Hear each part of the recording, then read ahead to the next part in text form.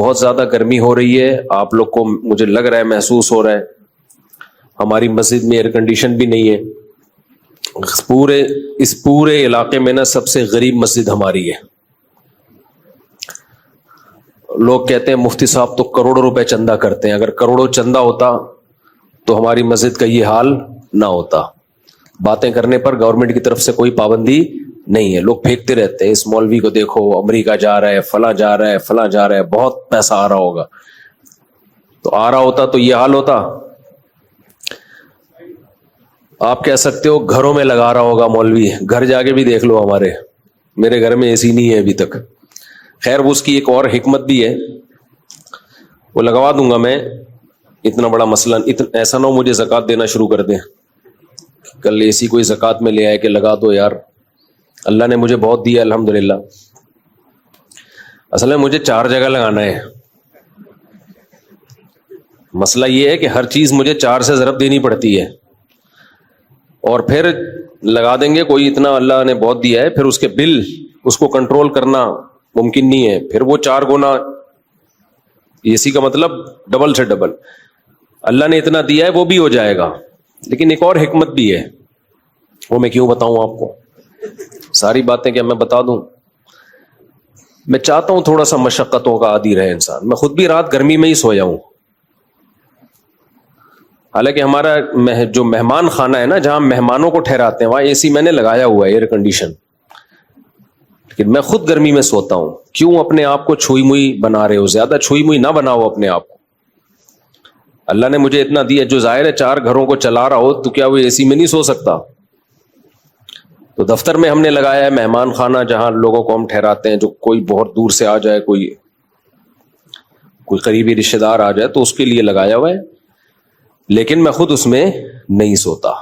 سو سکتا ہوں میں اس لیے کہ اللہ نے گرمی کا موسم جو دیا ہے نا وہ گرمی لگانے کے لیے دیا ہے, گرمی سے بھاگنے کے لیے بولو نہیں دیا. سردیاں جو اللہ نے دی ہیں سردی لگانے کے لیے دی ہیں, سردیوں سے بھاگنے کے لیے نہیں دی ہیں. تو خدا کا واسطہ اتنے چھوئی موئی مت بنو, انسان کے بچے بنو.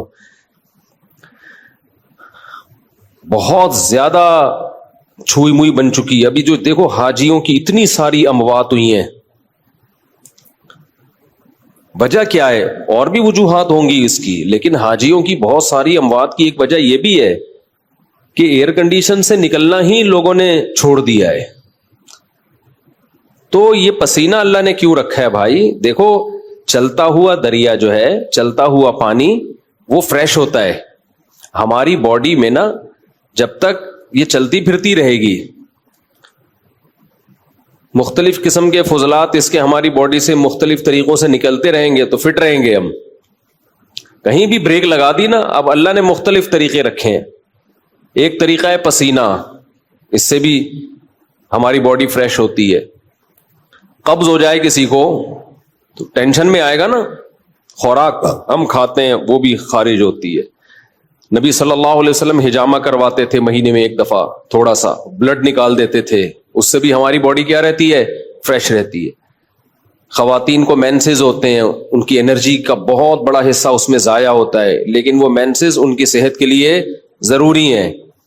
بچے کی ولادت ہوتی ہے, نفاس کا خون آتا ہے, بہت زیادہ ان کی انرجی اس میں ضائع ہوتی ہے, لیکن وہ ان کی صحت کے لیے ضروری. یہ ساری چیزیں باڈی کو ریفریش کرنے کے لیے ہوتی ہیں. ریفریش سمجھتے ہیں؟ کمپیوٹر میں جب سسٹم میں گڑبڑ ہو تو کیا مارتے ہیں اس کو؟ ریفریش. ریفریش سے کام نہ چلے ری اسٹارٹ, ری اسٹارٹ سے بھی کام نہ چلے سافٹ ویئر اڑا دو, اس کا دوسرا ڈال دو اس میں. تو پسینہ نکلنا بھی ضروری ہے بھائی, خون نکلنا بھی ضروری ہے. اسی طرح جب شادی ہوتی ہے تو بھی انرجی استعمال ہونا شروع ہوتی ہے, وہ بھی ہماری باڈی کا حصہ ہے. جو لوگ بہت عرصہ اپنی بیویوں سے دور رہتے ہیں, سال 2 سال, ان کے بھی دماغ خراب ہونا شروع ہوتا ہے. صرف مینٹلی ڈسٹرب نہیں ہوتے, ان کی باڈی بھی خراب ہوتی ہے. بڑھاپا جلدی آتا ہے ان لوگوں میں.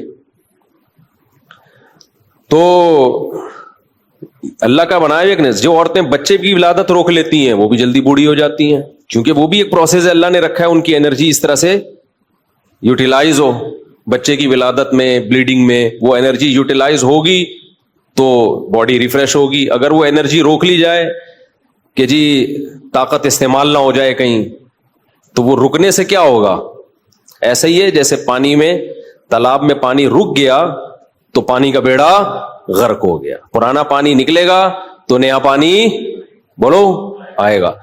تو اس لیے تھوڑا سا اپنے آپ کو مشقت ہو. کل میں سویا نہیں ہوں گرمی کی وجہ سے, پسینے پسینے پسینے پسینے پسینے. ہم نے کہا کوئی بات نہیں, انجوائے کرو اسی کو, ٹھیک ہے, ایسی کی تیسی, سمجھتے ہو, انجوائے کرو انہیں پسینوں کو. تو اس لیے اپنے دیکھو, ہمارے مذہب پہ چلنا اس وقت تک ممکن ہی نہیں ہے جب تک آپ محنت کے عادی نہ ہو. اس وقت تک مذہب پہ چلنا ممکن ہے نہیں, کیونکہ مذہب آپ سے جگہ جگہ آپ کی خواہشات چھڑواتا ہے. تو جو برگر فیملی بچہ ہوگا, جو بالکل ہی چھوئی موئی زندگی گزارے گا, وہ کیسے شریعت پہ چل سکتا ہے؟ شریعت پہ چلنا نفس کی خواہش کی مخالفت کے بغیر ممکن نہیں ہے.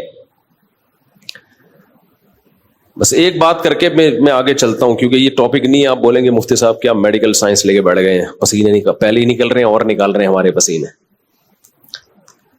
دیکھو ایک بات خوب اچھی طرح سمجھو, دنیا میں ٹینشنوں کی دو قسمیں ہیں. ایک ٹینشن جو نیچرل ہے, قدرت نے رکھی ہے, وہ ٹینشن صحت کے لیے اچھی ہے. اس کی علامت یہ ہے کہ وہ سب کو ہوتی ہے, سمجھ رہے ہو نا, اس کی علامت کیا ہے؟ سب کو ہوتی ہے. تو ظاہر ہے ساری انسانیت بیمار تو نہیں ہو سکتی نا. سردی کی ٹینشن یہ سب کو ہوتی ہے کہ نہیں ہوتی؟ جب سردیاں آتی ہیں تو پورے ملک پہ آتی ہے سردی, کسی ایک اکیلے کو نہیں لگ رہی ہوتی, تھر تھر کانپ رہا ہوتا. گرمیوں کی ٹینشن اللہ نے سب کے لیے, تو یہ سب کے مطلب ہے کہ اللہ دینا چاہتے ہیں یہ ٹینشن, یہ آپ کے لیے مفید ہے. کبھی کبھار ہمیں زکام ہو جاتا ہے, یہ سب کو ہوتا ہے. دنیا میں کوئی ایسا آدمی میں نے نہیں دیکھا جس کو کبھی بھی زکام نہ ہوتا ہو. اب یہ چھوٹی سی بیماری جو ہے یہ ہے ٹینشن, لیکن یہ سب کو ہوتی ہے. اسی وجہ سے بہت بڑے ڈاکٹر ہیں آغا خان ہاسپٹل کے, میری ان سے گپ شپ ہوئی, انہوں نے کہا کہ جو ہیلتھ کے اور صحت کے معیارات ہیں نا, ان میں نزلہ زکام کھانسی کو شامل نہیں کیا جاتا. یعنی کھانسنے والا نزلے والا آدمی بھی صحت مند ہی ہے. ہاں ایسا نہ ہو کہ کھانستا ہی آ رہا ہو بچپن سے, یعنی کبھی کبھار کھانسی زکام نزلہ, اس سے کیا ہوتا ہے, یہ وہ ٹینشنیں ہیں جو آپ کو بڑی ٹینشنوں سے بچا لیتی ہیں, آپ کا امیون سسٹم بوسٹ کر دیتی ہیں. یہ تو ان چیزوں میں پریشان ہونا. اسی طرح بچے جب پیدا ہوتے ہیں, بچہ چیخ چیخ کے روتا ہے, گلا پھاڑ پھاڑ کے, ہاں کچھ نہیں دیکھتا کہ یہ کمبخت کے باپ کے سونے کا ٹائم ہے یا ماں کے سونے کا ٹائم ہے. جب وہ روتا ہے تو, اور وجہ بھی سمجھ میں نہیں آ رہی ہوتی, تو یہ کسی ایک ہی بچے کے ساتھ ہوتا ہے یا ہر بچے کے ساتھ ہوتا ہے؟ ہر بچے کے. اس کا مطلب یہ نیچرل ہے, یہ اس کے لیے ضروری ہے. نہیں روئے گا نقصان ہوگا اس کو.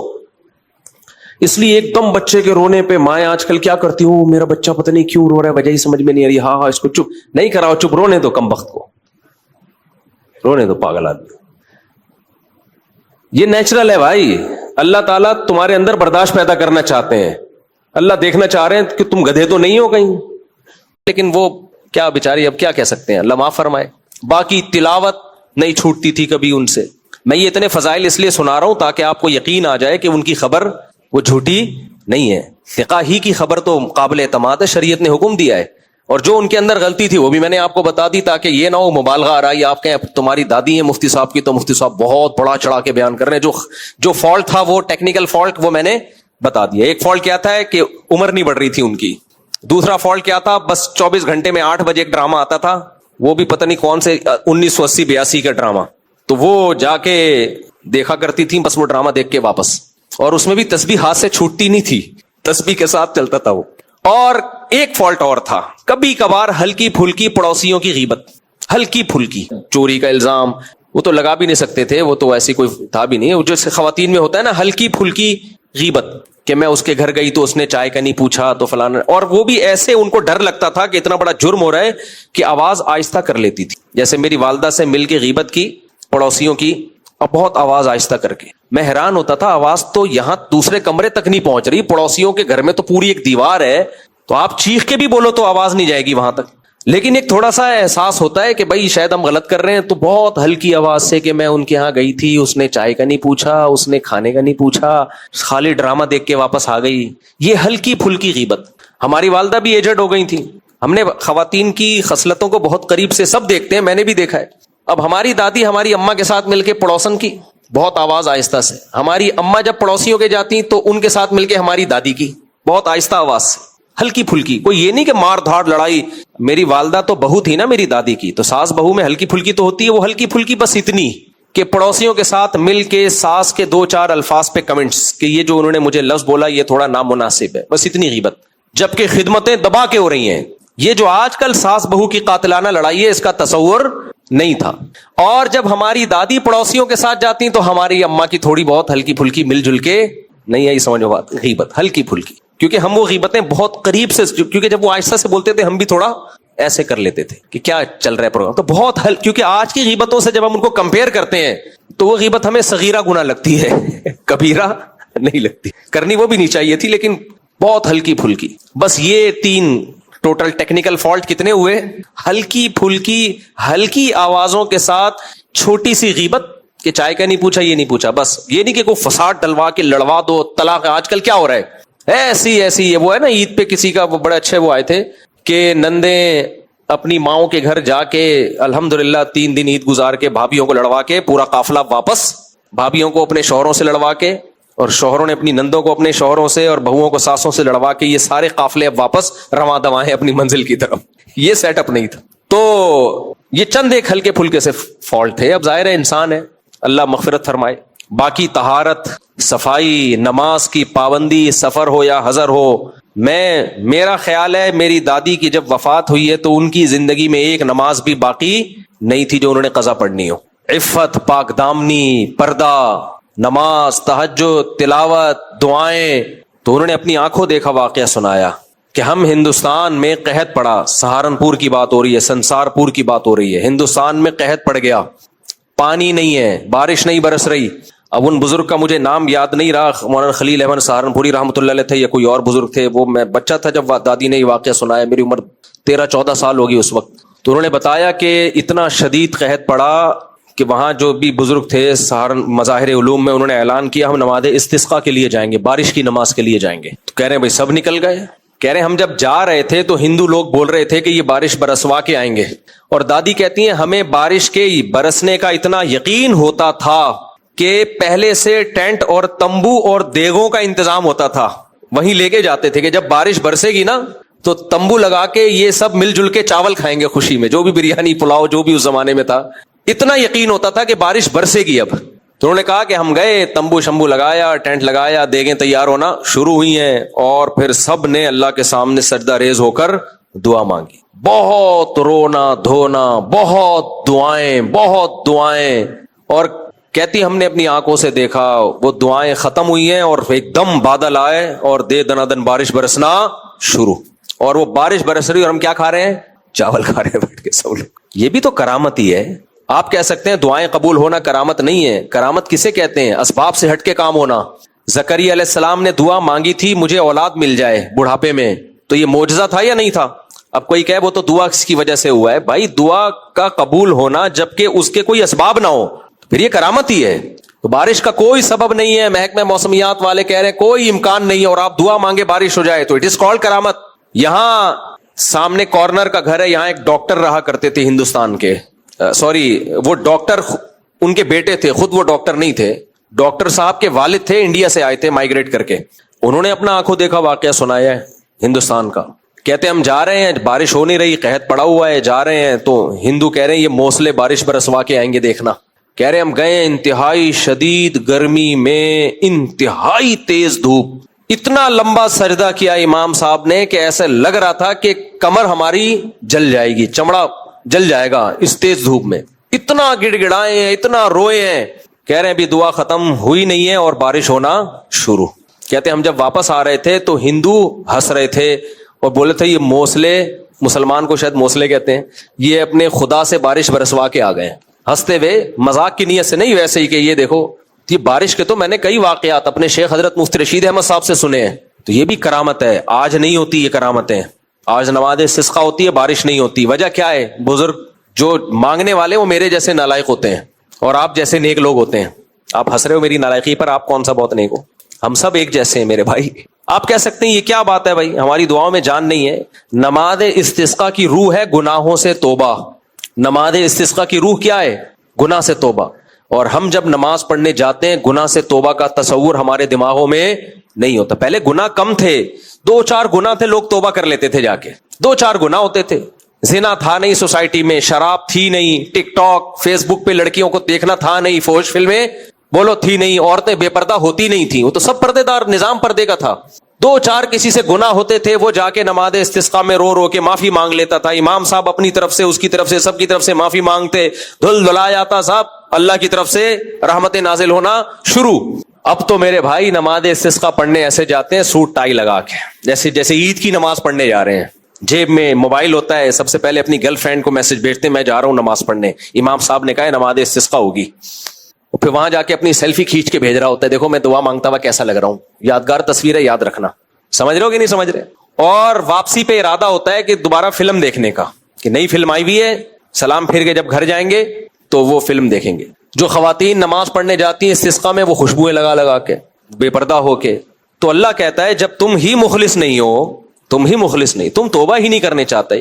یا قوم استغفروا ربکم انہ کان غفارا یرسل السماء علیکم مدرارا. توبہ کرنے سے بارشیں کھل جاتی ہیں. میں یہ نہیں کہہ رہا کہ گناہ گاروں پہ بارشیں نہیں برستی، تو سب پہ اللہ کی نعمت تو سب کو ملتی ہے، لیکن بعض مرتبہ ایسا ہوتا ہے کہ گناہوں کی وجہ سے بارش رکتی ہے. تو اس کا حل کیا ہوتا ہے؟ گناہوں سے توبہ. وہ توبہ کہاں ہوتی ہے آج کل؟ قرآن میں اللہ تعالیٰ فرماتا ہے کہ ظہر الفساد فی البر والبحر بما کسبت ایدی الناس، کہ لوگوں کے گناہ اس قابل ہیں کہ ہمیشہ کے لیے بارشیں روک لی جائیں. قرآن کا مفہوم بیان کر رہا ہوں. لیکن اللہ کو جانوروں کا خیال ہوتا ہے، بہت سارے لوگوں کا خیال ہوتا ہے، اللہ برساتا رہتا ہے بارشوں کو. کبھی اپنی کرامت ظاہر کرنے کے لیے، گناہوں سے توبہ کروانے کے لیے روک لیتا ہے، تاکہ یہ ویسے توبہ نہیں کرتے تو بارش برسوانے کے لیے توبہ کر لیں. لیکن ہم ماشاءاللہ اتنے ڈھیٹ لوگ ہیں کہ ہم 27ویں رات کو بھی جو توبہ کر رہے ہوتے ہیں نا، مگرمچھ کے آنسو رو رہے ہوتے ہیں. ہم لوگ مگرمچھ کے آنسو رو رہے ہوتے ہیں. تو میرے بھائی جہاں بزرگ ہوتے ہیں کرامتیں بھی بولو ہوتی ہیں. ہاں دعائیں بھی قبول ہوتی ہیں. ایسی ایسی دعائیں اللہ قبول کرتا ہے جو اسباب کی دنیا میں لگتا ہے یہ کام ہو ہی نہیں سکتا، لیکن ہو جاتا ہے. ہاں یہ ضرور ہے کہ کرامت کا باب، یعنی کرامت آپ نے جب کسی بزرگ کی مان لی یا یہ مان لیا کہ کرامت واقع ہو سکتی ہے، تو اس کا یہ مطلب نہیں کہ اب جو بھی اٹھا کے جو بھی پھینکتا رہے آپ لپیٹتے رہے بیٹھ کے. کوئی بھی کچھ بھی بول دے میرے ساتھ یہ ہوا، آپ نے کہا بالکل یہ ہوا ہوگا آپ کے ساتھ، میں ہمارے بزرگ کے ساتھ یہ ہوا. بھائی ذریعہ کیا ہے؟ مستند ذریعہ ہو، اور جس کا واقعہ بیان کیا جا رہا ہے وہ بھی توحید پرست ہو اور اتباع سنت، متبع سنت ہو، وہ سنت کو فالو کرتا ہو تو مانا جائے گا. اگر ذریعہ ہی مستند نہیں ہے، جو بیان کرنے والا وہ انٹرنیشنل پھینکو ہے، وہ مشہور ہے کہ یہ پھینکتا رہتا ہے، اس کا کام ہی یہی ہے، یا جس کی کرامت بیان کی جا رہی ہے وہ بزرگ ہی نہیں ہے، تو پھر ہم نہیں مانیں گے اس کو. ایسے تو کچھ بھی بیٹھ کے لاتے رہو مارکیٹ میں اور لوگ لپیٹتے رہے بیٹھ کے. میں نے بتایا تھا نا ایک صاحب پروفیسر صاحب تھے، وہ آتے تھے ہمارے اسکول میں، وہ آتے ہی اپنی تعریفیں شروع کر دیتے، اتنی تعریفیں کرتے ہم بیزار ہو گئے. ہم نے کہا اتنا نیک کوئی انسان ہو نہیں سکتا. تو پھر بچے شرارتی ہوتے ہیں، بچے کیا کرتے ہیں، وہ ٹیچر کے نا وہ یوں بیٹھ کے نا یوں ایک بچے کو میں نے دیکھا وہ یوں کر رہا ہے. میں نے کہا کیا کر رہا ہے؟ یہ پھینک رہے ہیں، میں مانجا لپیٹ رہا ہوں. پتنگ کا مانجا نہیں ہوتا. اسکول کے بچے بڑے شرارتی ہوتے ہیں. وہ پروفیسر نہیں تو سوری اسکول ٹیچر تھے، وہ آتے تھے اسکول میں اور اپنی تعریفیں بچوں کے سامنے، ہم بچے تھے ہمارے سامنے شروع کر دیتے. ٹیچر کا احترام ہے، لیکن آپ کو کیا پتا میں کس کی بات کر رہا ہوں. لیکن وہ ڈیلی نا میں ایسا ہوں، میں ویسا، میں اتنا قابل، وہ اپنی قابلیت کو تھے بھی قابل ٹیچر تھے واقعی. وہ تھے کیمسٹری کے ٹیچر تھے، بہت قابل تھے. اب کسی کو نہیں پتا چلے گا کس کی بات ہو رہی ہے. اللہ اگر وہ دنیا سے جا چکے ہیں اللہ مغفرت فرمائے، زندہ ہیں تو اللہ ان کی عمر میں برکت عطا فرمائے. تو وہ آ کے کیا کرتے تھے، میں اتنا قابل ہر وقت. پہلے دن تو ہم نے کہا ماشاءاللہ سبحان اللہ پہنچے ہوئے ٹیچر ہمارے، تھے واقعی قابل تھے وہ، ایسا نہیں کہ. اگلے دن آئے پھر میں ایسا. ہم نے کہا یقیناً اللہ نے نوازا ہے بھائی. تیسرے دن آئے پھر میں روزانہ ہی ان کا 15 سے 20 منٹ اپنی تعریفوں میں چلتا تھا. تو ایک دن میں نے ایک طالب علم کو دیکھا، اسٹوڈنٹ کو دیکھا، وہ ڈیسک میں نا وہ یوں کر رہا ہے. میں نے کہا اس کو پتہ نہیں کیا ہو گیا، یہ کوئی بیماری ہو گئی ہے. میں نے کہا کیا کر رہے ہو؟ کہہ رہے ہیں وہ پتنگ کا مانجا جو ہے نا، پتنگ کا مانجا ایسے لپیٹتے ہیں. میں نے کہا یہ کیا کر رہے ہو؟ کہہ رہے ہیں یہ پھینک رہے ہیں. میں کیا کر رہا ہوں؟ لپیٹ رہا ہوں. میں نے کہا یار ٹیچر کا ایسا نہیں کرتے میرے بھائی، تو کہہ رہے ٹیچر کو بھی تو دیکھو یار, پھینکے جا رہے ہیں, بس کرو بھائی, اتنا نیک کوئی نہیں ہوتا. وہ کچھ نہ, وہ مجھے لگتا ہے بےچارے وہ نفسیاتی سے ہو گئے تھے, کیونکہ بعض دفعہ انسان میں کوئی کوالٹی ہوتی ہے تو لوگ اس کی تعریفیں کرتے ہیں, تو اس کے دماغ میں پھر وہ ایک چیز انسٹال ہو جاتی ہے, تو وہ پھر وہ اس کو لگتا ہے کہ میں بہت ہی زیادہ کچھ نیک ہوں. بھائی ہیں بس ٹھیک ہے, لوگ کہیں کہ آپ نیک ہیں, آپ خود نہ بتائیں. ہم نے اپنی دادی کی جو کوالٹیز بیان کی, ہماری دادی نہیں کہتی تھی میرے اندر یہ کوالٹی ہے, ہم کہہ رہے ہیں کہ ان کے اندر یہ کوالٹی ہے. تو پہلے زمانے میں دادیاں بھی ہوتی تھیں یار, اب تو شادیاں عورتوں کی اتنی دیر سے ہو رہی ہیں, دادی نانی بننے سے پہلے ہی فوت ہو جاتی ہیں. بتاؤ 40 سال میں کسی خاتون کی شادی ہو, وہ دادی بنے گی؟ ایک تو پہلا بچہ امکان, جتنا عورت کی لیٹ شادی ہوگی نا, بچہ پیدا ہونے کا امکان اتنا ہی کم ہو جاتا ہے, تو بانجھ پنا بڑھ جاتا ہے. پھر بچے میں بیماریوں کا امکان بڑھ جاتا ہے. کزن میرج کے اتنے نقصان نہیں ہے, پتہ ہے آپ کو, جتنا 35 سال کے بعد بچہ پیدا ہونے میں ڈس آرڈر ہونے کا امکان ہوتا ہے. لیکن کزن میرج کو بڑا وہ کیا جاتا ہے, حوصلہ شکنی کی جاتی ہے, اور جلدی شادی کی حوصلہ افزائی نہیں کی جاتی. بریسٹ کینسر کا چانس بڑھ جاتا ہے دیر سے شادی ہونے میں. خیر, تو اب دادیاں بننا ہی ختم, مارکیٹ سے دادیاں کیا ہو رہی ہیں, شارٹ. اپنی شادی اتنی دیر سے ہوئی ہے, پھر بچہ کب پیدا ہوگا, وہ کم وقت بڑا کب ہوگا, بڑا بھی نہیں ہو رہا ہوتا وہ. پھر وہ ایک آدمی کی چھوٹے قد کی خاتون سے شادی ہوئی, بچے اتنا خرچہ پورا ہو رہا ہے, کھلائی پہ بچے بڑے نہیں ہو رہے. تو اس کی بیوی بچوں کو کھانا کھلا رہی ہے, جلدی کھاؤ بڑے ہو جاؤ گے. وہ کہتا ہے یہ بڑے نہیں ہوں گے, کیونکہ اس کو تکلیف ہی ہو رہی تھی, اتنا میرا پیسہ خرچ ہو رہا ہے. اب اماں کا قد چونکہ چھوٹا تھا, لہذا بچے کیا ہو رہے تھے, تو جل کے کہتا ہے یہ بڑے نہیں ہوں گے, ان کے ساتھ کے پودے لایا تھا وہ بڑے ہو گئے. یہ کہہ رہے یہ اور چھوٹے ہوں گے. تو جس کا پیسہ خرچ ہو رہا ہو نا, اس کا خون پسینہ جلتا ہے کہ بڑے کیوں نہیں ہو رہے. تو ایک تو نکاح اتنی دیر سے ہو رہا ہے, پھر وہ نانا دادا کب بنیں گے, دادی نانی کب بنیں گے, سارے پریوار کی ایسی کی تیسی ہوگی. ہم نے اپنی دادی کی محبت دیکھی ہے, نانا نانی کی محبت دیکھی ہے, اس لیے ہمیں دادا دادی نانا نانی کی قدر ہے. اور ہم بھی چاہتے ہیں کہ جوانی میں نانا دادا بن جائیں. نانا تو بن گیا ہوں الحمدللہ, دادا نہیں بن سکا, بہت معذرت چاہتا ہوں آپ لوگوں سے کہ اتنی باتیں کر رہا ہوں. اور اس سال میرے بیٹے لیٹ پیدا ہوئے نا, بچیاں پہلے, تو وہ نانا بن گیا. دعا کرو, کوشش میں تو ہوں. کل میں کوئی رینٹ پہ گھر دیکھنے گیا, تو کسی نے مجھے 500 گز کا گھر دکھا دیا, بہت بڑا, ایک فیملی کو رکھنا تھا. تو میں نے کہا یہ تو بہت بڑا گھر ہے. کہہ رہے نہیں آپ کے تو اتنی بڑی فیملی. میں نے کہا وہ ساری فیملی ایک ساتھ تھوڑی رہتی ہیں. تو مجھے کہنے لگے یہ بھی ایک فیملی کے لیے بہت ہے. میں نے کہا اگر مجھے پہلے پتا ہوتا نا اتنا بڑا گھر رینٹ پہ ملے گا, تو میں تھوڑی اسپیڈ اور تیز رکھتا. تھوڑی اسپیڈ اور تیز رکھتا. خیر یہ مذاق ہے. یہ اولاد کس کی طرف سے ملتی ہے بھائی؟ اللہ کی طرف سے ملتی. آسٹریلیا میں بچہ پیدا کرنے پر نا الاؤنس ملتا تھا, تو پاکستانیوں نے کیا کیا, وہاں جا کے روزگار ہی یہی بنا لیا کہ بچے ہی پیدا کرتے رہو اور پیسے ملتے رہیں گے. ناروے میں آج سے 2-2.5 سال پہلے ایک بچہ پیدا کرنے پر جو پیسے ملتے ہیں وہ پاکستانی حساب سے 20 لاکھ روپے تھے. اب کا مجھے نہیں پتا, کیونکہ وہ تو گروتھ ریشو ہی ختم ہو رہے ہیں ان قوموں کا, نسلیں ہی بڑھ رہی ہیں. تو آسٹریلیا میں بھی ایسا ہی تھا, 20 لاکھ تو نہیں, کچھ کم ملتے ہوں گے, بہرحال ڈالر ملتے تھے. تو اب وہ پاکستانیوں نے اس سے اتنا فائدہ اٹھایا کہ کوئی کام ہی نہیں کر رہے ہیں, صرف میری کیسٹیں لگی ہوئی ہیں, بیان لگے ہوئے ہیں, اور اسپیڈ بچے ہی بچے. تو وہاں کی گورنمنٹ نے یہ سہولت ہی ختم کر دی. تو میں جب آسٹریلیا میرا پہلا سفر ہوا, میں نے کہا دیکھو سہولت تو ختم ہو گئی ہے, اسپیڈ ختم نہیں ہونی چاہیے. سہولت ختم ہو گئی ہے, اسپیڈ ہلکی مت کرو, بڑھاؤ گروتھ ریشو بھائی. خیر, تو خلاصہ یہ نکلا کہ جن کے ہاں بزرگ ہوتے ہیں ان کے ہاں, میں بات کیا کر رہا تھا یار, یہ ادھر کدھر سے اسپیڈ پہ کہاں سے آ گئے ہم. ہاں میں یہ کہہ رہا تھا کہ دیکھو گھروں میں دادیاں بھی ہوں, نانیاں بھی ہوں, نانا بھی ہوں, دادا بھی ہوں, ابا بھی ہوں, اماں بھی ہوں, پورا خاندان ہو, بہویں بھی ہوں, داماد بھی ہوں. اٹ از کالڈ خاندان. تو خاندانوں کو ہلاک مت کرو, نکاح بھی جلد کرو, نسل بھی بڑھاؤ, خوشیاں سمیٹو. اور وہ 500 گز کے گھر جو مجھے دکھائے جا رہے ہیں اس میں بندہ ہے نہیں. تو میں نے کہا میں ایسی حماقت نہیں کر سکتا, بندے نہ ہوں اور فٹ بال کا میدان اس میں آدمی رہ رہا ہو. خیر, تو دعائیں بھی قبول ہوتی ہیں میرے بھائی.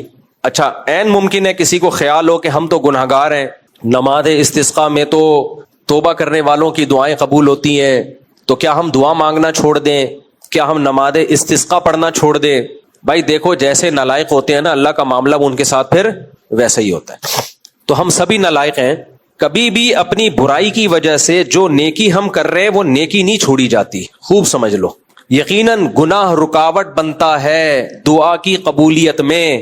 تو اس کا حل یہ نہیں ہے کہ ہم دعا مانگنا چھوڑ دیں, اس کا حل یہ ہے کہ گناہ سے بچنے کی کوشش کریں. دعائیں مانگنی پڑیں گی.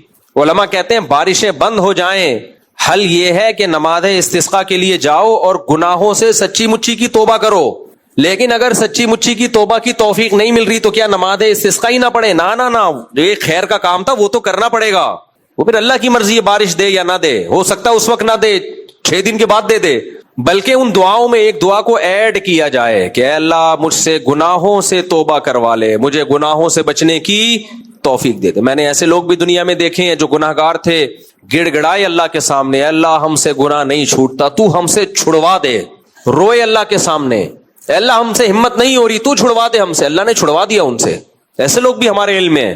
اے اللہ ہم سے ہدایت کے راستے پہ نہیں چلا جاتا، تو پیشانی کے بالوں سے پکڑ کے ہمیں سیدھے راستے پہ چلا دے۔ باقی کوشش کرے انسان، لیکن دعا ایسے مانگے کہ بھائی میں تو بے بس ہوں، اے اللہ تو زبردستی چلا دے۔ تو اس لیے دعا سے کبھی پیچھے نہیں ہٹنا چاہیے، چاہے آپ کو گناہ سے بچنے کی توفیق مل رہی ہو یا توفیق نہ مل رہی، یہ دعائیں ہی آپ سے گناہ چھڑوائیں گی، یہ دعا ہی گناہ چھڑوائے گی۔ اور اس سے ہمیں یہ بھی پتا چلا کہ اللہ والوں کے ہاتھ پہ چونکہ کرامتیں ہوتی ہیں ظاہر، تو یہ اس کی علامت ہوتی ہے کہ اللہ ان سے خوش ہے۔ ان کرامت کا مطلب کسی کی تکریم، اکرام سے ہے، یہ اکرام عزت دینا، اللہ ان کو ایک رسپیکٹ دے رہا ہے۔ جیسے شہیدوں کے خون کی خوشبو ہم نے اپنی ناک سے سونگھی ہے تو اللہ ان کو ایک رسپیکٹ دے رہا ہے، حالانکہ اصل خوشبو تو آخرت میں ہوگی، لیکن اللہ بعض دفعہ دنیا میں بھی دکھا دیتے ہیں، تو یہ بتا دیتے ہیں میں ایک رسپیکٹ دے رہا ہوں، ان کو عزت دے رہا ہوں۔ اب یہ نہیں ہے کہ جس کے شہید کے خون سے خوشبو نہیں آ رہی تو اللہ اس کی معاذ اللہ کوئی اس کو رسوا کر رہا ہے، نہ کوئی فرق نہیں پڑتا اس سے خوشبو آئے یا نہ آئے، شہید شہید ہے۔ تو جب اللہ کا کسی سے اتنا قریبی مقام ہوتا ہے تو پھر کیا ملتا ہے ہمیں قرآن و سنت میں؟ من عادى لی ولیا فقد آذنتہ بالحرب۔ دیکھو کسی گناہ پہ نہ اتنی بڑی سزا اللہ نے نہیں سنائی جتنی سود کھانے والے کے بارے میں ہے۔ اللہ کہتے ہیں سود خور کے بارے میں کہ اگر تم سود نہیں چھوڑتے فَأْذَنُوا بِحَرْبٍ مِّنَ اللَّهِ وَرَسُولِهِ، تو اللہ اس کے رسول کا تمہارے خلاف اعلان جنگ ہے۔ اعلان جنگ جب کسی دشمن کے خلاف ہوتا ہے، میدان میں آپ لڑ رہے ہوتے ہیں تو دشمن کی ہر چیز حلال ہوتی ہے آپ کے لیے، اس کا مال غنیمت ہوتا ہے، وہ بھی چھین سکتے ہو آپ۔ لوگ چھینتے ہیں نا، فوجیوں کا ٹینک چھین لیا، اس کے جیکٹ چھین لی، اس کا اسلحہ چھین لیا، وہ سب غنیمت ہے، اور اس کی جان بھی لے سکتے ہو آپ، اس کو میدان جنگ میں قتل بھی کر سکتے ہو، اس کو گرفتار بھی کر سکتے ہو۔ تو جب آپ کسی سے دشمنی کرتے ہو اور دشمنی میں اعلان جنگ کر دو تو اس سے بڑی دشمنی دنیا میں کوئی ہو نہیں سکتی، پھر اس کی عزت، اس کی جان، اس کا مال سب غیر محفوظ۔ اللہ نے 2 جرائم ایسے ہیں جن کے بارے میں کہا کہ میرا ان لوگوں کے خلاف اعلان جنگ ہے۔ نمبر 1 جو سود کھاتے ہیں، نمبر 2 جو بزرگوں کو برا بھلا کہتے ہیں، توہین کرتے ہیں۔ من عادى لی ولیا، جو میرے کسی دوست سے دشمنی برتے گا، فقد آذنتہ بالحرب، میرا اس کے خلاف اعلان جنگ ہے۔ اس کو اللہ پنپنے نہیں دیتے، دنیا میں رسوا کر دیتے ہیں۔ میں نے کوئی ایسا شخص نہیں دیکھا جو صحابہ، تابعین، بزرگان دین کو برا بھلا کہتا ہو اور پھر بھی اس کے چہرے پہ رونق باقی ہو، ایک شخص میں نے ایسے دنیا میں نہیں دیکھا۔ اور ان لوگوں کی موت بہت بری ہوتی ہے، اس لیے اپنی زبانوں کو علماء، صلحاء، بزرگان دین کے خلاف بولنے سے محفوظ رکھو۔ سعودی عرب کے ایک صاحب تھے، بڑے نیک پرہیزگار عربی، بہت پرانا واقعہ ہے یہ بھی، میرا خیال ہے میری عمر 23-24 سال ہوگی اس وقت۔ پہلے عرب لوگ آیا کرتے تھے پاکستان میں بہت، سعودی، اب تو حالات کی وجہ سے نہیں آ رہے یا واللہ عالم۔ تو میری ان سے تھوڑی گپ شپ ہو گئی، تو کوئی سعودی عرب کے عالم تھے جن کے کسی فتوے پہ کسی کو اشکال تھا، مجھے بھی اشکال تھا، اب ہم پاکستانی، تو میں نے ان عالم کے خلاف تھوڑا سا 2-4 الفاظ بول دیے غلط کہ یہ تو ایسے ہیں، وہ تو ویسے ہیں۔ اس عرب عالم نہیں تھا، وہ عامی آدمی تھا، اس سعودی کی بات آج تک مجھے یاد ہے۔ اس نے کہا لحم العلماء مسموم، اس نے کہا مجھے نصیحت کی، مجھ سے عمر میں بڑے تھے وہ، کہا علماء کا گوشت بہت زہریلا ہوتا ہے، بس یہ الفاظ کہے اور میں چپ، ڈر گیا، میں چپ ہو گیا، میں سمجھ گیا یہ کیا کہنا چاہ رہے ہیں۔ ان کے الفاظ کیا تھے؟ لحم العلماء مسموم، علماء کا گوشت بہت زہریلا۔ میں سمجھ گیا کیا کہا انہوں نے، بس پھر میں نہیں بولا ان عالم کے خلاف۔ کیا مطلب؟ جب ہم کسی کی برائی کرتے ہیں اس کی غیر موجودگی میں تو قرآن کیا کہتا ہے کہ یہ ایسے ہے جیسے اس کا مردہ کا گوشت کھا رہے ہو آپ، اس کا گوشت کھا رہے ہو آپ۔ تو انہوں نے کہا علماء کا گوشت سب سے زیادہ زہریلا ہوتا ہے۔ ایک عام مسلمان کا گوشت وہ بھی زہریلا ہے، اچھا کام نہیں ہے غیبت کر کے کسی کا گوشت کھانا، لیکن کسی عالم، کسی بزرگ کا گوشت سب سے زیادہ زہریلا ہے۔ زہر کھانے سے جس کا زہر ہے اس کو نقصان نہیں ہوتا، جو کھائے گا اس کو نقصان ہوتا۔ مجھے ایسی وہ نصیحت یاد ہوئی الحمدللہ۔ اب کسی بزرگ، کسی عالم سے کوئی اشکال ہو نا تو طنز یا برائی کرتے ہوئے مجھے وہ یاد آتا ہے کہ یہ سوچ کے کرنا کہ علماء کا گوشت بولو زہریلا۔ تو یہ کلچر آپ کو صرف پاکستان میں ملے گا، علماء کے خلاف، بزرگوں کے خلاف. بھائی آپ کا کسی کی پالیسی سے، کسی سے